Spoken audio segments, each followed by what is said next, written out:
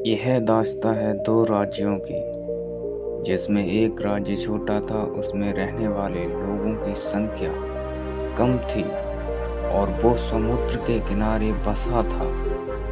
दूसरे राज्य जो था वो काफी बड़ा था। वहाँ ज्यादा लोग रहते थे और वो समुद्र से काफी दूर था। दोनों राज्यों में वैसे तो शांति थी, मगर उनकी सेना आपस में हमेशा लड़ती रहती थी। बड़े राज्य का जो राजा था वो छोटे राज्य पर कब्जा करके अपने साम्राज्य को बढ़ाना चाहता था, जिसकी वजह से वो हमेशा अपनी सेना भेजकर उस छोटे राज्य पर हमला कर देता था।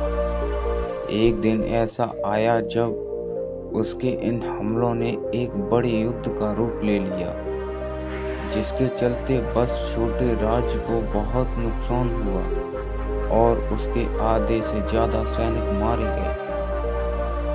उस छोटे राज्य के राजा को समझ नहीं आया कि वो क्या करे, क्योंकि उसे अपने राज्य को बचाने के लिए हजारों सैनिकों से अभी और युद्ध करना था।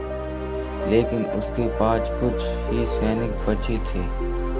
उसने अपने सभी सैनिकों को बुलाया और उन्हें बताया कि इस युद्ध को जीतना है तो हमें दुश्मन के घर जाकर ही उस पर हमला करना होगा, वरना ये लड़ाई हार जाएंगे।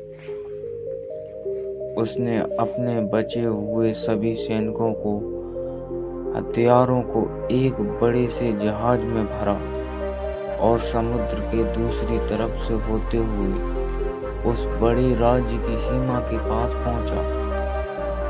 वहां पहुंचकर उसने जहाज से सारा सामान बाहर निकाल दिया और अपने सैनिकों से कहा, इस जहाज को पूरी तरह से जला दो।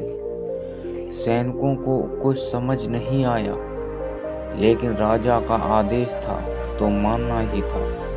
तो उन्होंने उस जहाज में आग लगा दी। इसके बाद राजा ने अपने सैनिकों को एकजुट किया और कहा, जिस जहाज से हम आए थे वो कुछ देर में पूरी तरह जल कर राख हो जाएगा।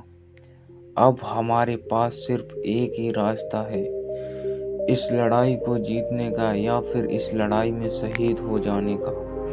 इस जहाज के साथ ही हमारे पीछे जाने के सभी रास्ते भी चल गए हैं। हमें अब सिर्फ युद्ध पर ध्यान देना है और इस लड़ाई में जीत हासिल करनी है। हमारा लक्ष्य अब साफ है और हमें पता है कि हमें क्या करना है।